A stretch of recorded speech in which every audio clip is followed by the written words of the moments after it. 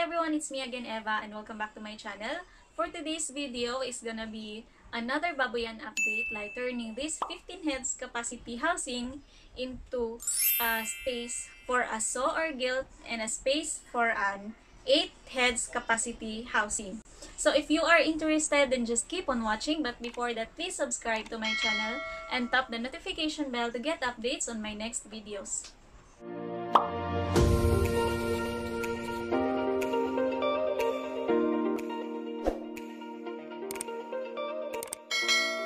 Personally, I really wanted to have our own inahin. That way, hindi kami masyadong dependent sa ibang supplier. Kasi baka matulad sa nangyari namin lately na yung mga inahin ni mama is hindi siya nanganak on time or hindi siya nanganak sa expected date niya. So kami, wala kaming maaalagaan. So need pa kami maghanap sa iba or maybe mag-transport na naman kami ng mga biik from far away para dalhin namin sa bahay namin or dalhin namin sa lugar namin. So yung pangyayari na yun or yung situation na yun ang mas nag-push sa akin or sa amin na kailangan na naming magkaroon ng sariling inahin. But I'm not ready to spend a lot of money for another housing para sa magiging inahin. So we decided na yung existing namin na housing na 15 heads capacity is i-renovate na lang namin para gawin siyang area or para gawan siya ng area para sa gilt or sa magiging inahin namin, and at the same time, meron pa din siyang space para sa mga ibang baboy na aalagaan namin. If you have seen my other video, you will remember me admitting na hindi or underutilize yung kulungan namin. Suggestion ko lang talaga is huwag kayong tumulad sa ginawa namin.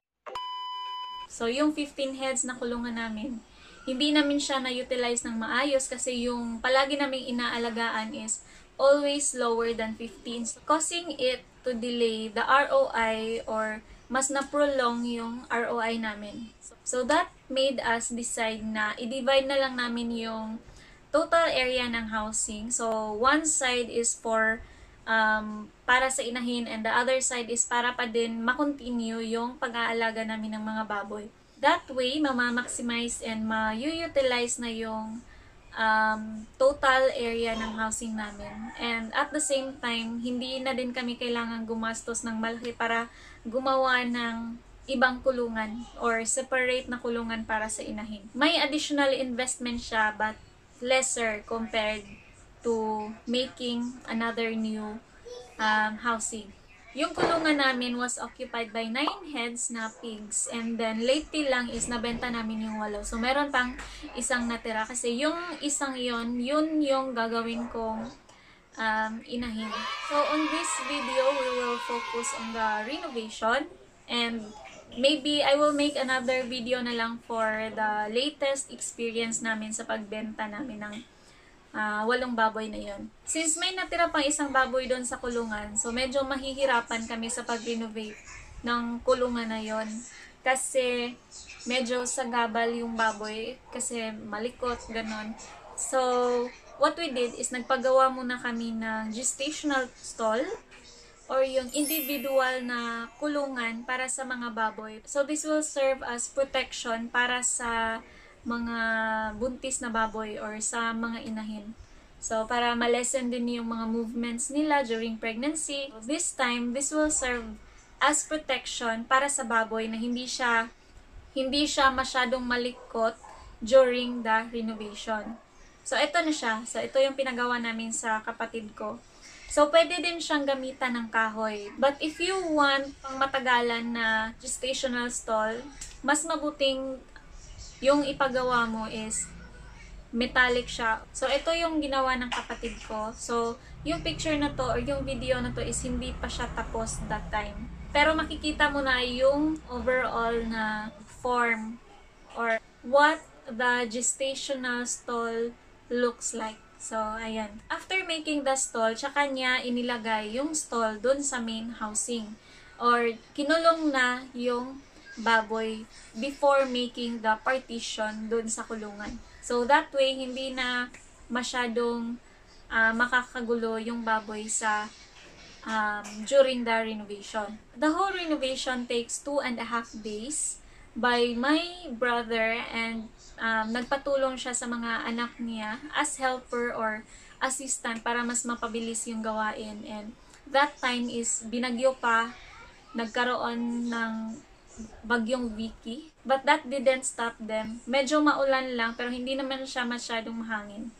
So, kaya pa din gawin yung kulungan. And then, wala na din namang time kasi nandyan na yung mga biik, ready na yung mga biik. Yung kulungan na lang talaga yung hinihintay na ma-renovate tsaka para ma-transfer na yung mga biik.